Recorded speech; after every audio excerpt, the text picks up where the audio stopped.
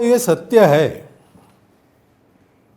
मानना नहीं मानना मर्जी की बात है। सत्य को जो मानता है उसका ठीक चलता है, सत्य को कितने दिन नकारेंगे।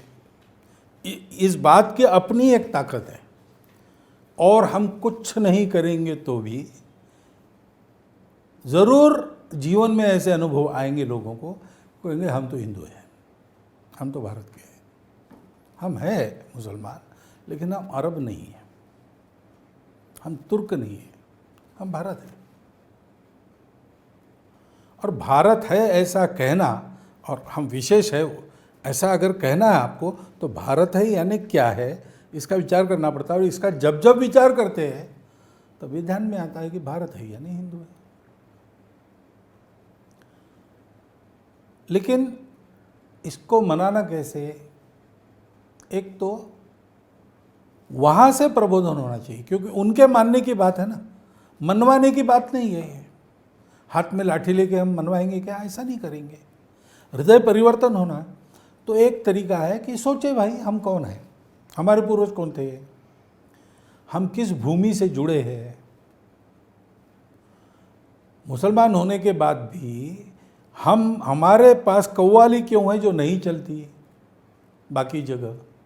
अखंड भारत की सीमा के बाहर आज नहीं चलता संगीत, कब्र मजारों की पूजा अन्यत्र नहीं चलती। क्यों?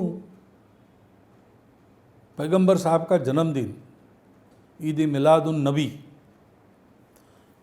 वो सेलिब्रेशन के रूप में अखंड भारत की सीमा में ही चलता है, अन्यत्र क्यों? व्यक्ति के इसकी मान्यता नहीं, अल्लाह के आगे कौन है, वो भी ऐसा वो कहते। लेकिन हमारे यहाँ चलता है क्योंकि हमारे एक स्वभाव है, परंपरा से आया है, तो उसके प्रभाव में हम चल रहे, ये सत्य है। हमारे पूर्वज वो ही थे, ये सत्य है। और भारत के बाहर हमारी कोई प्रतिष्ठा नहीं, हम भारतीय हैं इसलिए हमारी भारत की प्रतिष्ठा हमारी प्रतिष्ठा है। मुझे मिले थे रेलवे के टीसी बंगलोर में मिले, बंगलोर से मैं शिमोगा जा रहा था, तो जाफ़र शरीफ साहब थे ना, उनके वो भतीजे, उन्होंने मुझे बताया, तब तक मुझे मालूम नहीं था। उन्होंने कहा देखो हमारे यहाँ ऐसा है कि मरते हैं तो कफन में जब तक वतन की मिट्टी नहीं पड़ती तब तक जन्नत नसीब नहीं होती। तो ओसामा बिन लादेन को सागर में दफना दिया, इसका हो हल्ला बहुत बड़ा हुआ, उसका एक कारण ये था कि वतन की मिट्टी नहीं डाली थी। तो हम अगर बिना भारत के मिट्टी के मर भी जाते हैं तो हमको स्वर्ग नहीं मिलेगा। तो किस मिट्टी से हम जुड़े हैं ये समझे। हिंदू ये बताएंगे तो फिर वो कहेंगे कि फिर एक तो इसमें आपका क्या फ़ायदा है।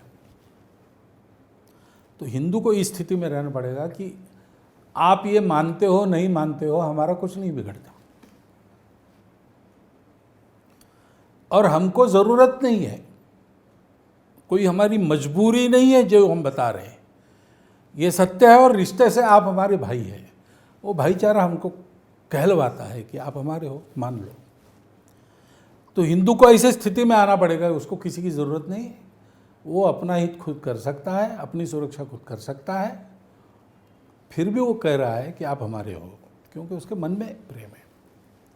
यह स्थिति आने के बाद हिंदू कहे तब तक न कहे, तब तक कहेगा लोग उसको मजबूरी मानेंगे या सौदा करना चाहेंगे, उससे काम नहीं होगा।